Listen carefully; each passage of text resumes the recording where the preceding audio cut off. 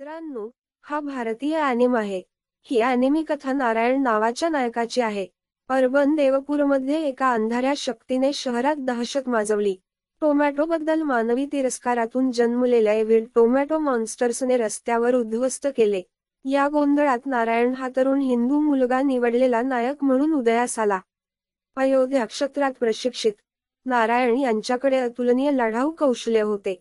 त्यांच्या समर्पणाने प्रभावित होऊन भगवान विष्णूने त्यांना नारायणास्त्र हे अंतिम शस्त्र दिले. या दैवी धनुष्याने देवांची शक्ती धरली होती.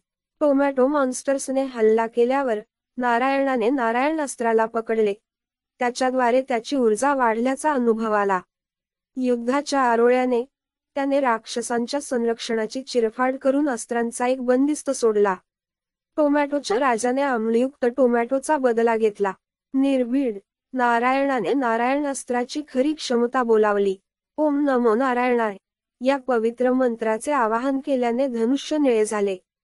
ऊर्जेच्या स्फोटाने टोमॅटो किंगचा हल्ला नष्ट केला. नारायणने हल्ले टाळून आणि अचूक मारा करून लढाई सुरूच ठेवली. प्रत्येक अस्त्राने देव विष्णूची शक्ती वाहून गेली आणि शहरावरील राक्षसांची पकड कमकुवत केली. नारायण त्यांच्या घरावर पुन्हा हक्क मिळवण्यासाठी लढत असताना नागरिकांनी आश्चर्याने पाहिले. लढाईचा कळस होताच नारायणने टोमॅटो किंगचा सामना केला. एका जोरदार आरोळ्याने त्याने विष्णू विजया देव विष्णूच्या सामर्थ्याने भरलेला एक प्रचंड ऊर्जा किरण सोडला.